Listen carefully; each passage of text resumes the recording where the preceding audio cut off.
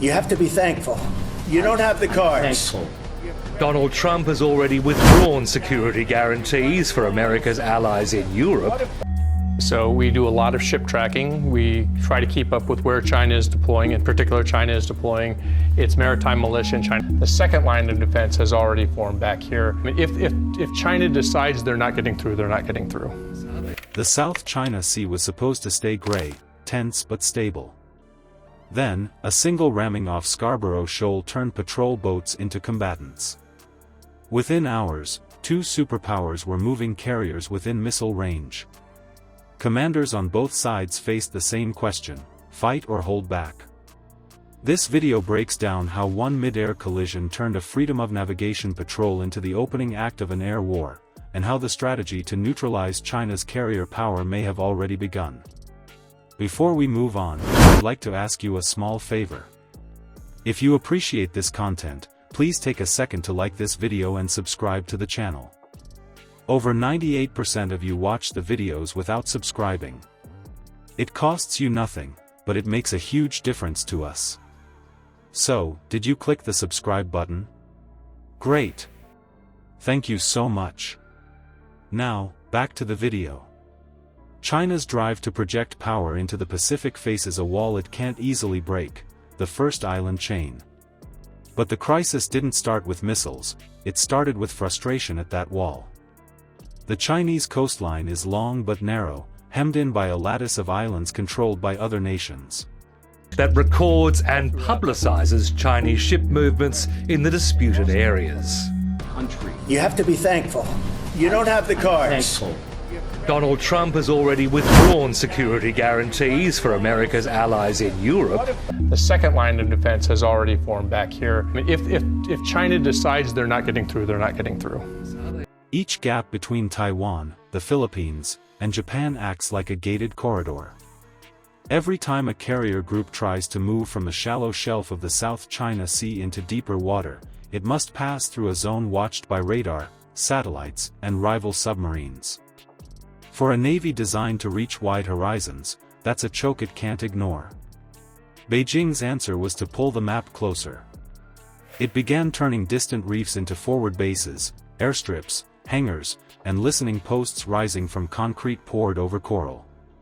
Patrol boats turned into permanent fixtures, maritime militia fleets shadowed foreign surveyors, and carrier deployments pushed farther toward the Luzon Strait.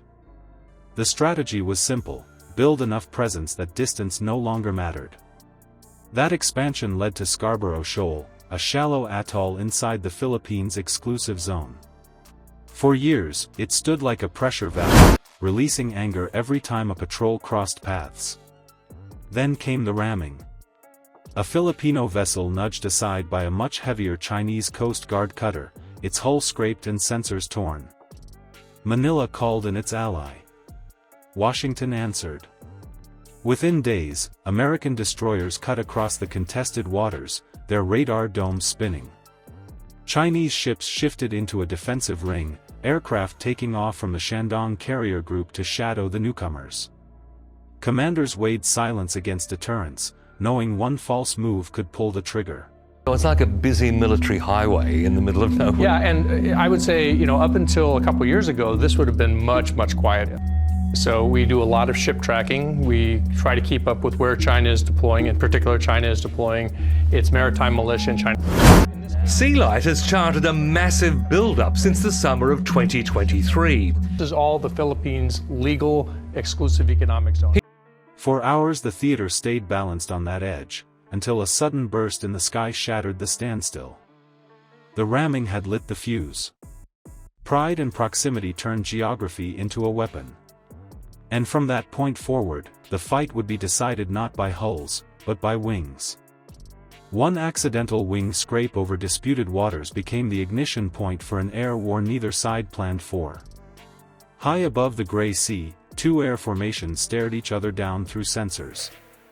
China's J-15 fighters climbed off the deck of the carrier Shandong, while US F/A-18 Super Hornets closed in under the watchful eye of an E-2D Hawkeye circling at altitude. The Hawkeye's radar painted the sky with constant updates, tracking every flare of an afterburner, every climb through cloud.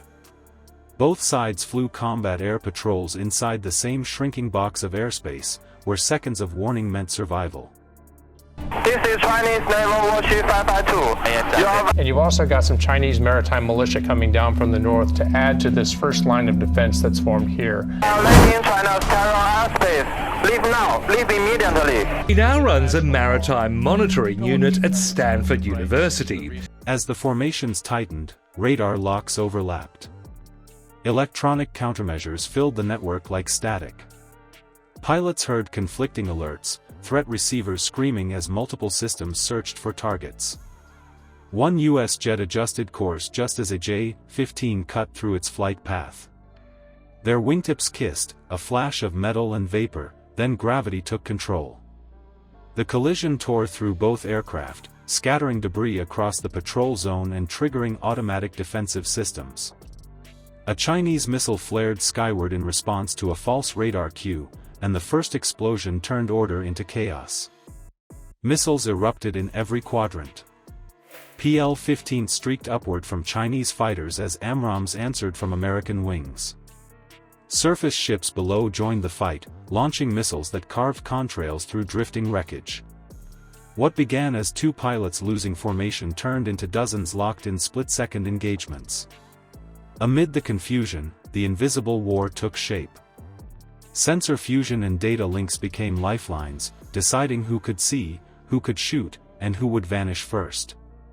Strikes focused not on annihilation but paralysis, knocking out radar nodes, jamming links, and choking communications. American pilots dropped to sea-skimming altitude, radar ghosts hunting blind enemies. The plan wasn't to destroy the Shandong, but to blind it long enough to strike. When the last missile vapor trail faded, silence moved faster than ships.